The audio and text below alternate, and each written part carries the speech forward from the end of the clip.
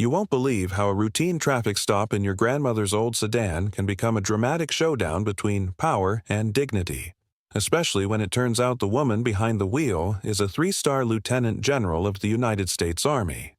It was a warm, slow Georgia afternoon. Magnolias drifting scent, lawnmower hums, sun drifting like honey across the quiet streets of Oak Creek. Lieutenant General Isabella Sterling, returning on rare leave to care for her ailing mother, had traded her usual world of war rooms and logistics coordination for simple jeans, sneakers, and a soft gray t-shirt. She was Izzy now, not General Sterling.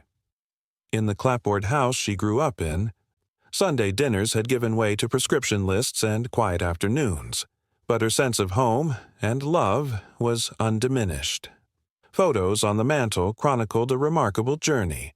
Childhood grins in gingham, the crisp uniform of a West Point graduate, dust of desert campaigns, a gleaming brigadier general star pinned on by her late father, a master sergeant beaming with pride. All of it reminded her that identity outlasts medals and that discipline had been born in warm kitchens, not just cold strategy rooms. "I got the meds," she called to her mother in the armchair, voice light. Opal, Foreman, water pills, back in 20. Evelyn's voice, small and steady, carried care and age and love. "Be careful. This town, it's not like it used to be." Izzy offered a soft smile and pressed a kiss to her mother's lavender-scented brow.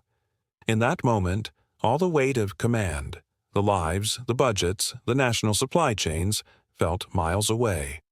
She grabbed the keys to her mother's 10-year-old Camry, a reliable, humble car with a familiar hum, and pulled onto the slow streets of Elm. The world felt forgiving and quiet, until it didn't. Officer Kaylin O'Connell, the local ex-high school football star turned desk decor collector, sat under an oak, flexing boredom into impatience. His partner, Ben Carter, younger and still hopeful, watched with unease as his superior spotted possibility in motion, the Camry gliding softly, wheels still turning past a stop sign.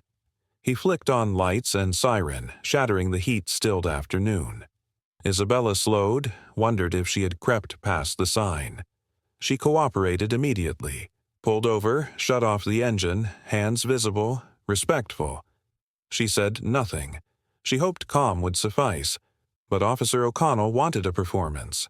He stepped out slowly, anchored his elbow on her hood, claiming she'd blown the stop. "License, registration, insurance," he demanded. She complied.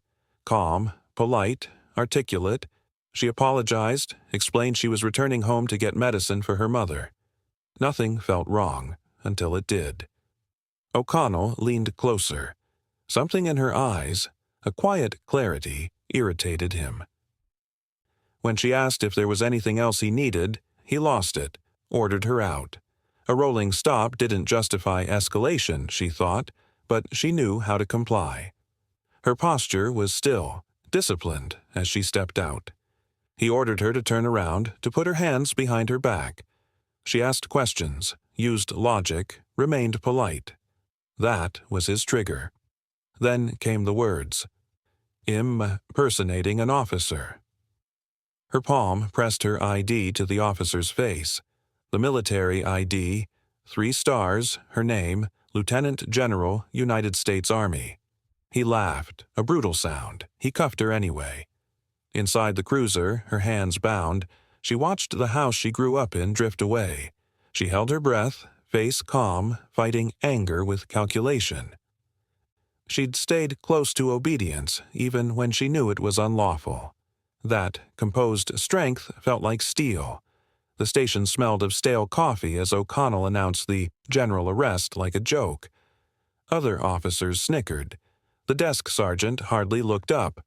She went through booking, her mug shot taken. Face calm, unbroken. When it was time for a phone call, they told her local only. She said no. A call to the Department of Defense was necessary. That straightened the junior officer's spine. She dialed Lieutenant General Isabella Sterling, she announced calmly. requesting identity verification and a secure line to General Milbour, 4-star commander of Forces Command. On the other end, the Pentagon's duty officer listened, then placed her through. In calm command, she explained she was being detained in handcuffs for a rolling stop. Milbour exploded. She had 15 minutes to be freed and apologized to, or MPs and DOJ would enact consequences. "General Sterling, your word," she replied. She hung up, returned to her cell. Moments later, the station roared. Phones lit up and people shrieked into headsets. Chief Morrison's pastrami sandwich dissolved into panic as he was confronted by Milbour's fury. "One of my generals detained at your station? You have 10 minutes. The chief, pale, raced to have her released. The cuffs came off. The apology came. She got her ID back, her keys. Chief Morrison summoned the Camry. Even in returning her property, his face was collapse. O'Connell and Carter passed. O'Connell sullen, Carter ashamed. Izzy drove home slowly, trying to shake the searing memory of cold steel on her wrists. On the porch, Evelyn stood, her worry obvious. Words didn't help. Izzy hugged her mother, and only when wrapped in her softness did she begin to tell the truth.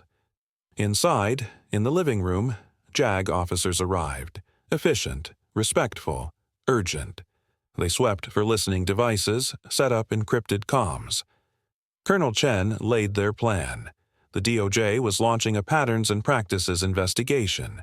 They could shut the station down, force reform. She gave her answer, steady and intentional. Don't just punish one man, fix the system. She wanted reform, consent decrees, national example. Weeks later, back in uniformed halls of command, she felt a shift. Milbour told her, Chief ousted, O'Connell and Carter gone, audits underway. She hadn't just defended herself. She had started a transformation. She had made the station a textbook case of reform. Then came the invitation to speak at West Point's Leadership Symposium. In Eisenhower Hall, standing before cadets, she spoke from the heart. She spoke not of supply chains, but of character. She wove a lesson. The uniform is visible, but the uniform of character is invisible and sacred. She told them leadership isn't power. It's empathy and integrity. You don't wield authority. You honor it. In that hall, she turned her own darkest hour into their brightest lesson. The cadets rose in applause that shook the hall. For Isabella Sterling, it wasn't a victory over humiliation, but triumph through it. She had proven that true authority, quiet, principled, unyielding, surpasses uniform. She proved that when someone tries to intimidate dignity, sometimes the deepest power is simply being who you are and who you always were. If Lieutenant General Sterling's story of unassuming strength, calm confrontation, and systemic justice resonated with you, let me know how you imagine it. Short film, podcast drama, a leadership boutique piece, and if you want more tales where quiet integrity conquers injustice, share and say how you'd like it retold next.